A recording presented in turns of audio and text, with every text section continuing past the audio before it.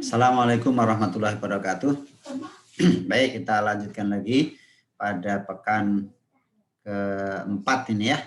Pada pekan keempat kita belajar tentang rangkaian seri dan paralel. Nah, ketika kita bicara seri dan paralel, nanti akan ada konsep pembagi tegangan dan pembagi arus. Nah, saat ini kita akan belajar konsep tersebut dan mudah dipahami. Jika kita mau berlatih, kita mau memahami, insya Allah bisa dipahami semuanya.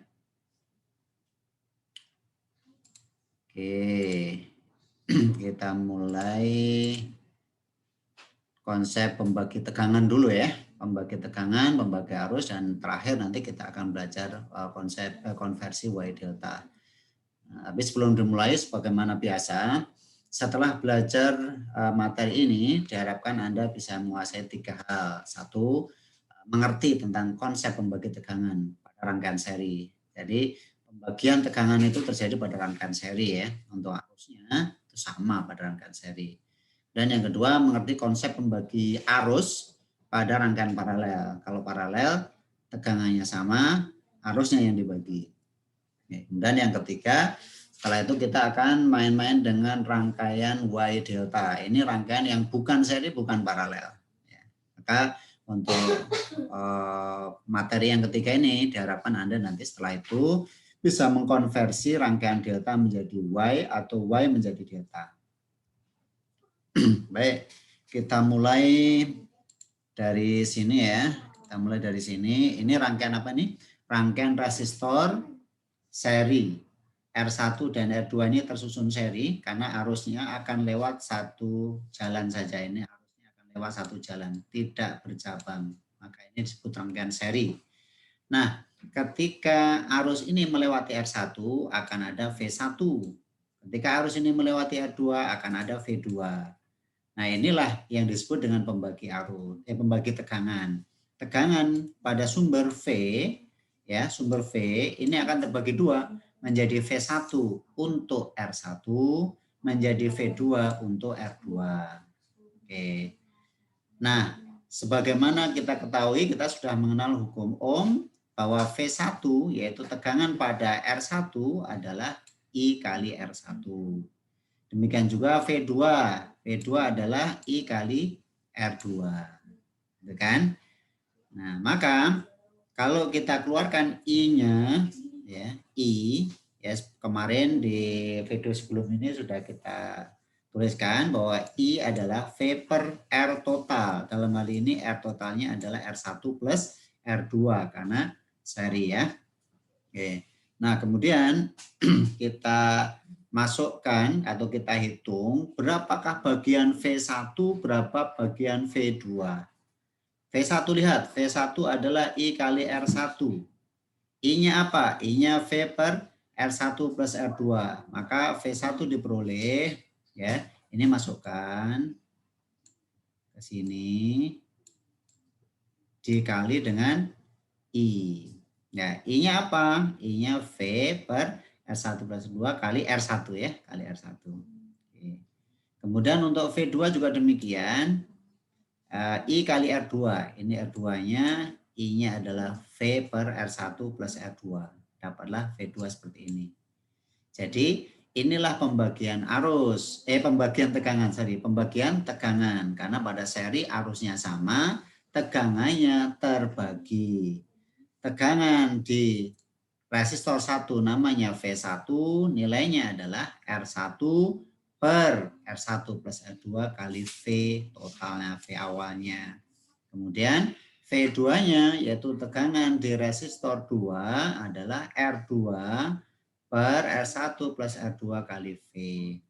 Secara umum dapat dituliskan bahwa Vn tegangan pada resistor ke N adalah Rn, resistor di N itu. Di urutan keberapa ya, itu N misalnya, per jumlah semua resistor, karena seri semua ya, R1, R2, R3, dan seterusnya sampai Rn, dikalikan dengan V. Dikalikan dengan V. Maka dapat kita pahami bahwa V1 ini sebanding dengan R1. Ya, V1 itu sebanding dengan R1, V2 sebanding dengan R2. Maksudnya apa? Maksudnya kalau R1 ini lebih besar, maka V1 juga akan besar. R2-nya besar, V2 juga ikut besar begitu. Banding lurus ya. Baik, kemudian konsep yang kedua adalah pembagian arus. Pembagi arus, current division. Ya, pembagi arus.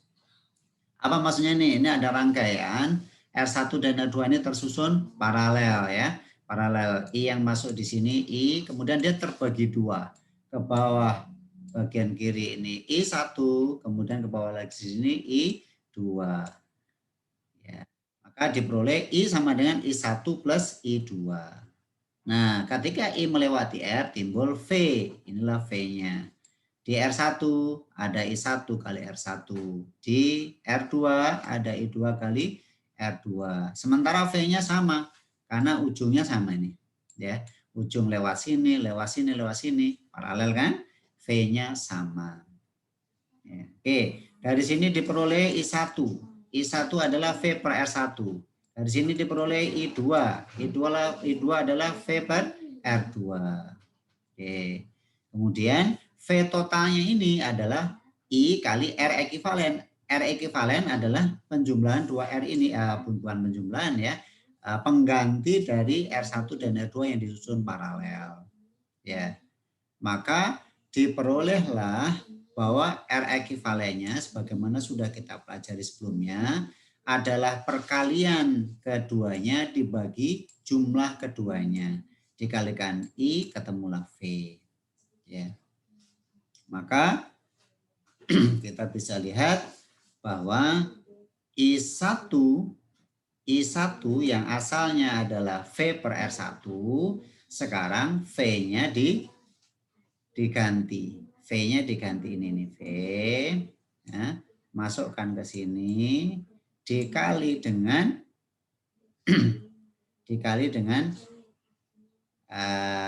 apa namanya R1. Ini dikali dengan R1.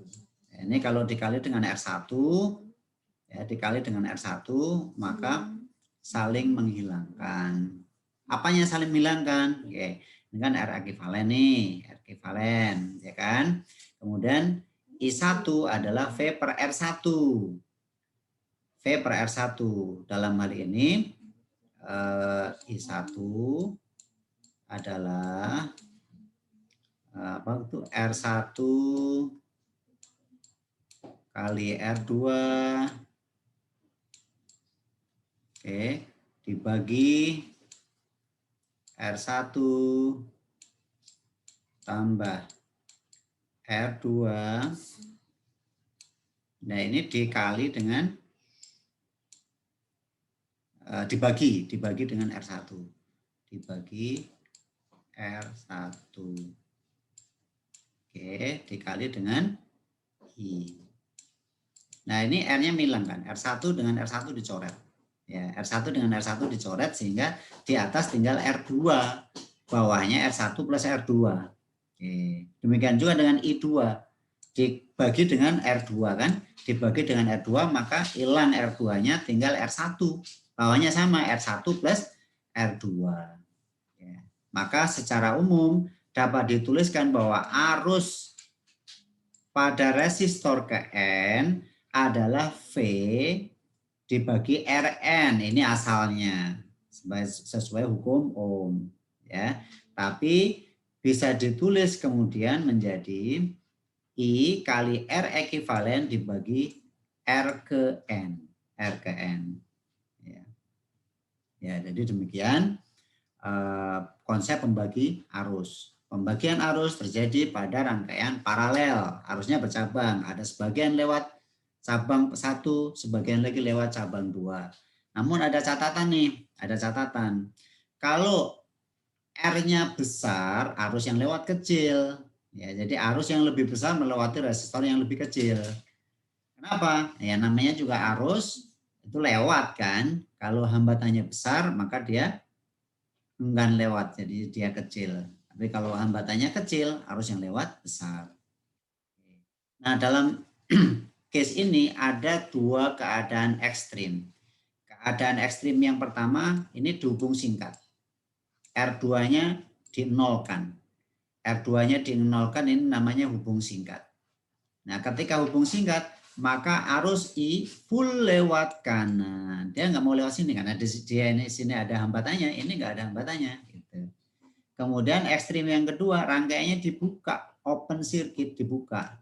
Nggak ada jembatan sini, maka arusnya nggak mau lewat. Ya, semua I akan lewat R1. Akan lewat R1. Itu pembagian arus ya.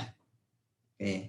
Kemudian untuk kali ini ada satu materi lagi, yaitu rangkaian Y atau T dikonversi menjadi delta. Untuk apa ini?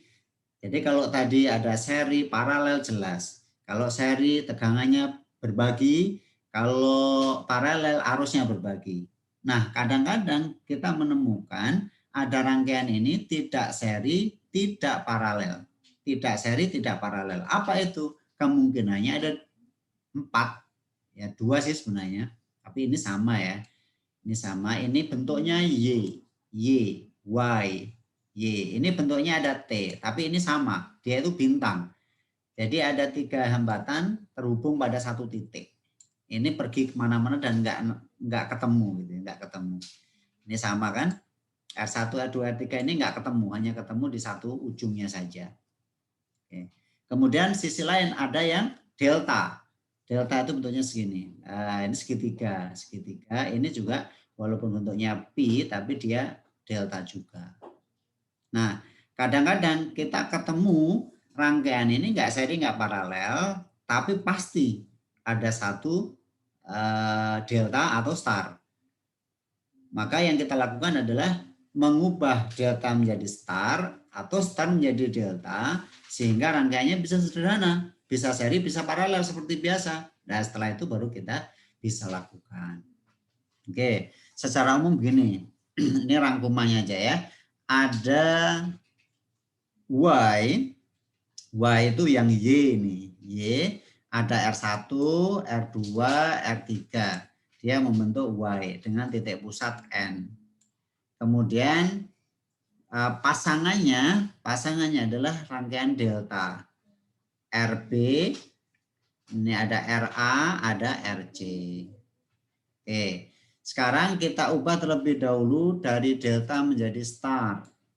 Dari delta menjadi star. Delta itu ya segitiga ini, star itu yang bintang atau Y. Oke, kita langsung masuk ke nilainya untuk R1. Karena menjadi star berarti yang Y ini ya, R1. Lihat, R1 adalah RB RC per RA plus RB plus RC. Jadi lihat, R1 ini diapit oleh siapa?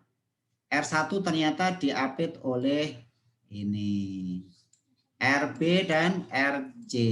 Sehingga R1 adalah RB kali RC, yaitu resistor yang mengapit dia dibagi dengan total jumlahnya. Total jumlah ketiganya. Begitu juga dengan R2. Lihat, R2 diapit oleh siapa? Diapit oleh RA dan RC. Maka di sini RC kali RA atau dibalik RA kali RC juga nggak apa-apa. Pembaginya sama dengan di atasnya. Kemudian R3. R3 ini diapit oleh RA dan RB. RA, RB di bawahnya sama. Oke, jadi gampang ya. Dari delta menjadi start atau delta menjadi Y, ya, caranya adalah resistor pengapit dia dibagi total resistor dijumlahkan. Baik, kemudian star ke delta. Dari bintang star ke delta, ke Y. Bagaimana caranya? Lihat. Yang Y tadi, ya, Y tadi ada R1, R2, R3. Nah, untuk delta ada RA, RA mana? RA, RB, RC. Langsung saja. Nah, RA ini adalah perkalian kelilingnya. Perkalian kelilingnya. R1 kali R2, R2 kali R3, R3 kali R1. Nah, ini. dibagi dengan R1. Lihat posisi R1 dengan RA. RA ada sini, R1 ada di sini. Ini seperti anak panah. Ya, ini seperti anak panah. Jadi RA-nya ada di sini, R1-nya di seberangnya dalam posisi anak panah. Ini R1. Kemudian ini RB, mana lihat RB? RB ini posisi anak panahnya dengan siapa?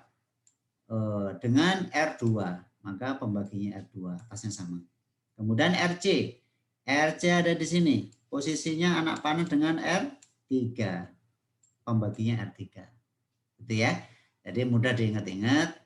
Untuk delta menjadi star, lihat pengapitnya yang mana. Karena delta itu pasti ada begininya kan. Nah yang ngapit ini itu menjadi R yang kita cari. Nah, kemudian star ke delta. Ya, star dikalikan muter, kemudian pembaginya R pada posisi anak panah. R pada posisi anak panah. Baik, sekarang kita ambil contoh. Ubahlah rangkaian delta ini menjadi staranya. Nah, kalau ini dikasih tahu asalnya delta diubah menjadi Y. Jelas gampang, R1. R1 ada di sini. Dia diapit oleh siapa? Diapit oleh RC dan RB. Ini RC, RB 10 kali 25 per jumlah ketiganya. Dapatlah 5 ohm. Kemudian R2. R2 diapit oleh siapa? Diapit oleh RC dan RA. RC dan RA. Dapat ini. Terakhir R3 diapit oleh RA dan RB. RA dan RB dapat 3 ohm. Nah ini konversi dari delta menjadi Y, menjadi Y. Oke, nah sekarang yang nggak menantang ini, hitunglah R ekuivalen pada rangkaian ini. R ekuivalen ini RAB antara A sama B. Dalam hal ini kita fokusnya pada menghitung rangkaian ekuivalen ya. Nggak usah diperhatikan dulu sumbernya, karena kita belum menghitung arus dan tegangan di kali ini. Oke, baik. Nah sekarang kita identifikasi, apakah rangkaian ini ada seri, ada paralel? Lihat. 12,5 dengan 10 ini posisinya apa? Seri bukan? Bukan, jelas bukan seri. Paralel bukan? Ini kadang-kadang bingung di sini. Orang bingung di sini. Lihat, ujungnya ketemu di sini ujungnya, tapi ujung yang lain nggak ketemu. Karena ada 5 ohm di sini, sehingga ini bukan paralel. Ya. Jadi intinya ini bukan seri, bukan paralel. Lihat. Pada rangkaian ini ternyata kalau diidentifikasi terdapat 2 rangkaian Y. Mana dia? Ini. Ini cabang 3. Kemudian ini cabang 3. Ya, ada 2 rangkaian Y. Kemudian ada 3 delta. Delta. Ini 1 delta. Ini delta yang kedua. Ini delta yang ketiga. Ada 3 delta. Nah untuk menyelesaikan ini pilih 1 saja. Nggak usah 3-3-nya atau 5-5-nya dikerjakan. Pilih 1 saja untuk disederhanakan. Oke. Dalam hal ini ya, dalam hal ini contoh ini dia milih dari ini delta ini.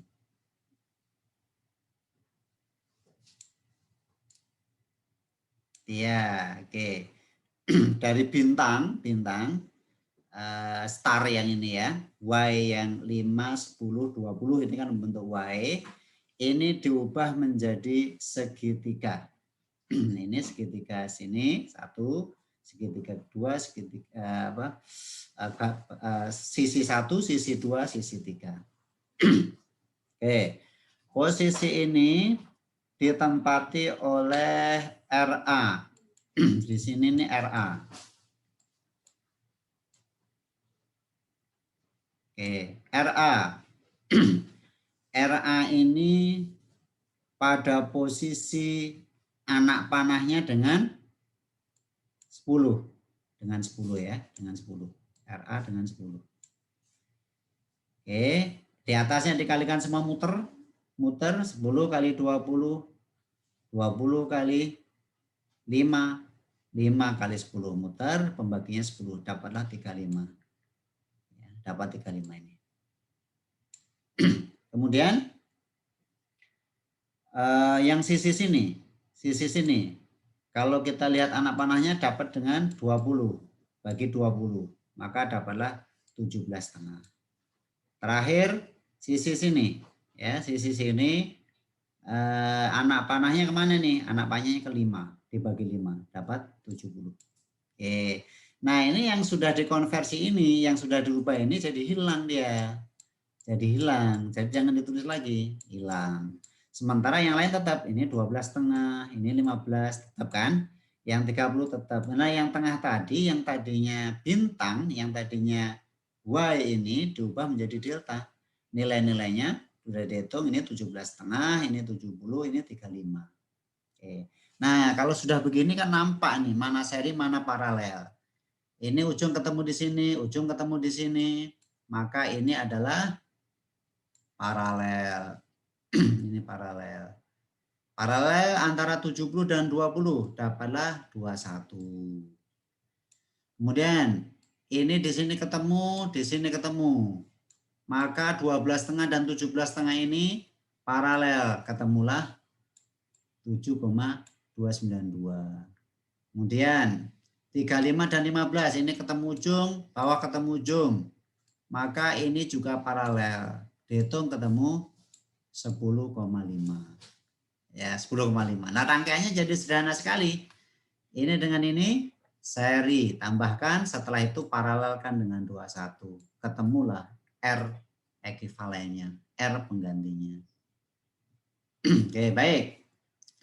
Nah, kalau misalnya kita pilih jalur lain, ya, jalur lain, dalam hal ini segitiga ini 12,5, 10 dan 5 ini diubah menjadi